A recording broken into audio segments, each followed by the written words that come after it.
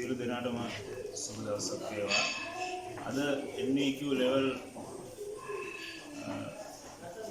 4 සඳහා අවශ්‍ය වෙන 5G welding එක කරන්න කොහොමද කියන එක තමයි අපි කතා කරන්නේ.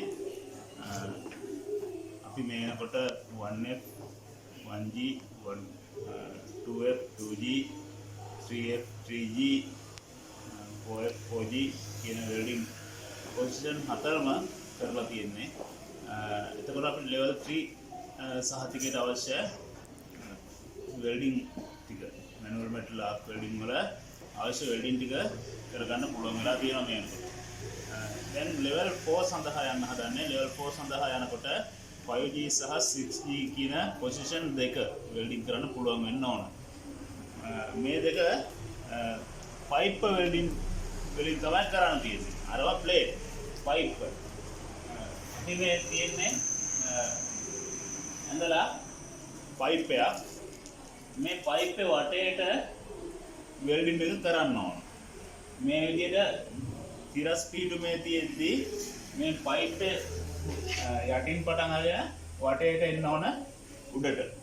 ඊට පස්සේ ආයි මේ පැත්තේ යටින් පටන් අරගෙන අනිත් පැත්ත උඩට වෙල්ඩින් එක කරගෙන එන්න ඕන. මේ විදිහට දෙපැත්තෙන්ම සම්පූර්ණ පයිප් එක වටේ වෙල්ඩින් එක කරන්න ඕන. ඒ පයිප් එක වටේ වෙල්ඩින් එක කරද්දිත් ඉස්සෙල්ලා පයිප් එක වටේටම රූට් වෙල්ඩින් එක කරගන්න ඕන. ප්ලේට් වෙල්ඩින් වල කරා වගේම තමයි පයිප් එක රූට් රන් එක කරගන්න ඕන. රූට් රන් එක කරලා එතන අපිට පිරිසුදු කිරීම කරගෙන ග්‍රයින්ඩර් කරලා හරි ඔයල් බ්‍රෂ් කරලා හරි ග්‍රයින්ඩර් කරලාම සුද්ධ කරගන්න නම් හොඳයි. ඊට පස්සේ ෆිලින් රන් කරන්න පුළුවන්. අර ප්ලේට් රන් කරද්දී වගේම තමයි. ප්ලේට් වෙල්ඩින් කරද්දී වගේම තමයි. ඊළඟට අවසාන වශයෙන් කැපින් රන් එක උඩින් පිරෙන්න ගහන්න ඕන. එතකොට මෙතන ඔයාලට හොයා ගන්න පුළුවන් පයිප් දෙක මේ අපි දෙක එකට ජොයින්ට් කිරීමක් තමයි මේ කරන්නේ. ඒ කරද්දී බලා ගන්න තානේ පොඩි පයිප් එකක් නම් වෙල්ඩින් ටැග් 4ක් තියාගත්තම ප්‍රමාණවත්. නමුත් මීටර් අඩිය මීටර් ගණන් වගේ විශාල පයිප් එකක් වටේටම අඟල් 6න් 6ට වගේ මේ වෙල්ඩින් ටැග් තියාගන්න ඕන. අනිවාර්යෙන් අපි මතක තියාගන්න පොඩි පයිප් එකක් වුණත් අඩුම වෙල්ඩින් ටැග් 4ක් තියාගන්න. මොකද ඇදවීම වළක්වන්න ඕන. ඒකින්ද වෙල්ඩින් ටැග් 4ක් තියාගන්න ඔයාලා රූට් එකේ. ඊළඟට මේ පයිප් දෙක ජොයින් කරද්දී අඩ්‍රෝල තියලා බලන්න. මේ පයිප් එකෙන් අඩ්‍රෝල තියලා එහාට තල්ලු කරලා බලන්න. බලද්දී දෙක එක ලෙවල් එකේ තියෙන්න ඕන. ටැග් කරද්දී. ටැග් කරද්දී පයිප් දෙකේ උස මට්ටම් එක ලෙවල් එකේ තියෙන්න ඕන. ඒ විදිහට හතර පැත්තටම ලෙවල් වෙන්න ඕන. ඊළඟ කාරණය තමයි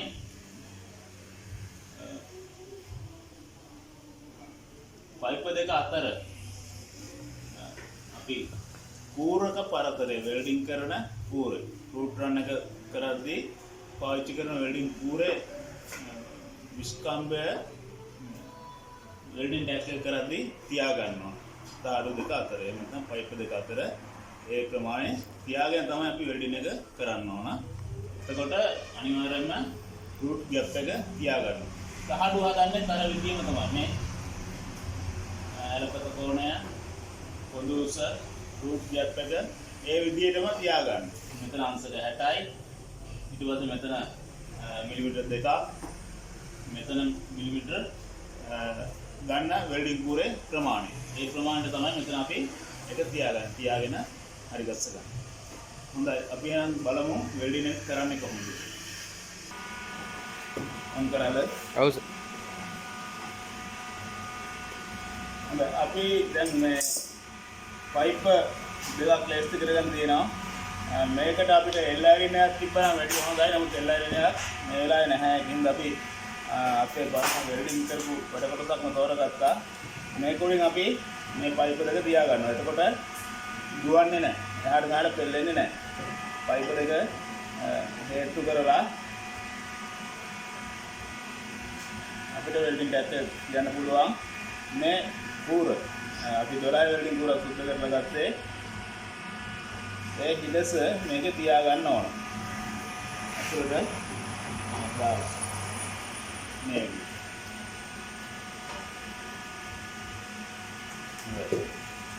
මේකදී අපි බැලුවා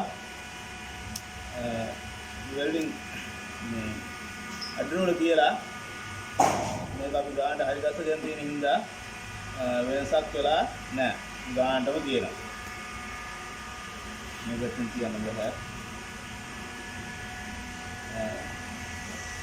ස්පාට් නැතුව බලා ගන්න මං කිව්වේ මේක මේ විදිහට දිගටම කෙලින්ම තියෙන්න ඕන. බලා ගන්න පුළුවන් මේ ගානටම තියෙනවා. ස්පාට් නැහැ. එහෙම නැති වුණොත් වෙන්නේ දිග පයිප් දෙකක් ජොයින්ට් කරද්දී අනිත් පයිප් එක පැත්තකට ඇද වෙලා තියෙන්නේ. ඒකින්ද ඇද වෙන්නේ නැති වෙන්න අනිවාර්යෙන් අඩුවල තියලා බලන්න ඕන හරියටම තියනවාද කියලා. හරියටම තියෙන්න ඕන පොඩ්ඩක්වත් වෙනස් වෙන්න බෑ. ඊළඟට අපිට මේක ගා ගන්න පුළුවන්.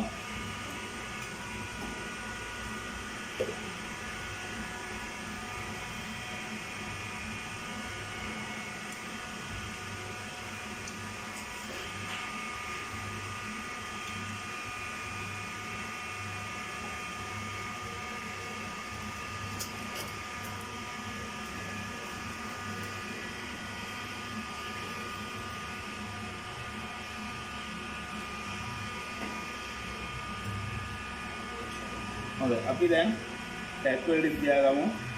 ටැක් වෙල්ඩින් තියද්දී මැදින් තියන්න පුළුවන් මේ දෙපැත්තෙන් යටින්. සාමාන්‍යයෙන් මේ පැත්තෙන් ටැක් එකක් තියුවනම් යට පැත්තෙන් තියන්න ඕන. නමුත් මේ වෙලාව අපිට එහෙම කරගන්න බැරි හින්දා අපි දෙපැත්තෙන් ටැක් දෙකක් තියාගමු.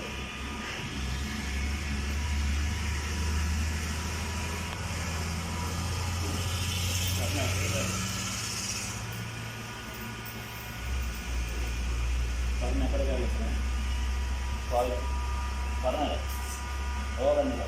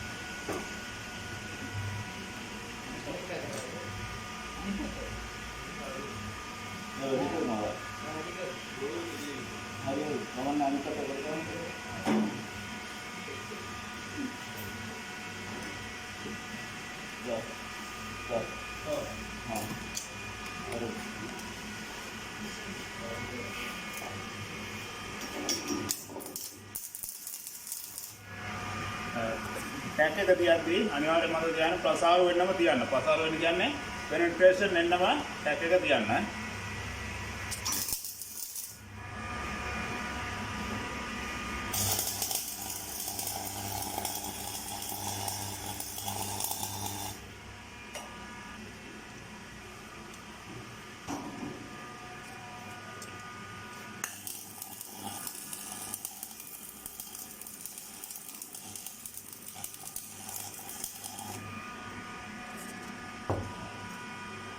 रूट रन करना वगैरह තමයි දෙකත් උණු කර පෙනෙට්‍රේෂන් ඇතුළට යන්නම පළවෙනි වතාවම ටැක් එක තියන්න ඕන. දෙවෙනි වතාවට කරන්න බෑ. හරිද? ඊළඟට අපිට අනිත් දෙපැත්ත ටැක් කරගන්න පුළුවන්.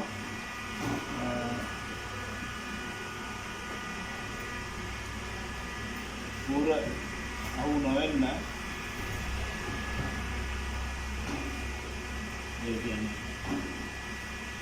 අපි මේක ඇතුළට දාපු කුර අහු නොවෙන්න ටැක් එක තියාගන්න ඕන. නැත්නම් කුර අයින් කරගන්න බෑ.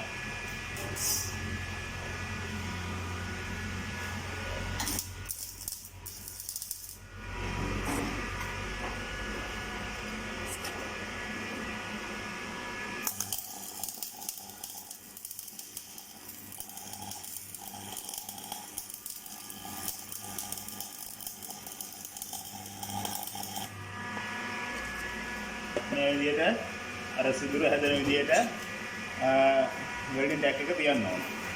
ඒක තමයි ඇතුළට වදින්නේ.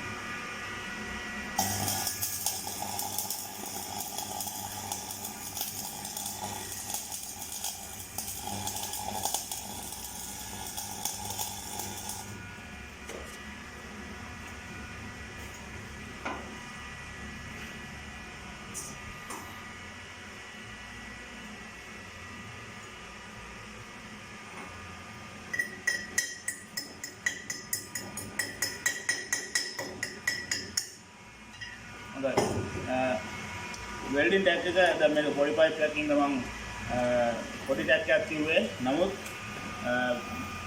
ලොකු පයිප් වලදී අනිවාර්යෙන් අඟලක් දෙකක් තුනක් වගේ දිග ටැග් එකක් තියාගන්න වෙයි ඔයාලට. පයිප් එක ලොකු නම් ටිකක් ලොකු ටැග් තියාගන්න. ඊළඟට ටැග් එක තියාදී ඔයාලට පේන ඇති මෙතන මේ සිදුර හැදිලා තියෙනවා. මේ සිදුර තියාගන්න. මොකද එතකොට මේ එන රන් එක අපිට මෙතන කන්ටිනියු කරගෙන යන්න පුළුවන්. ඊළඟට මේ තියෙන ටැග් එකත් වෙල්ඩින් එකම තමයි. අනිවාර්යෙන් පෙනිට්‍රේෂන් එන්න වෙල්ඩින් එක කිරීතාවම ටැග් එක තියන්න. හොඳයි. අපි එහෙනම් වෙල්ඩින් එක කරන විදිය කොහොමද කරන්න කියලා කරලා බලමු.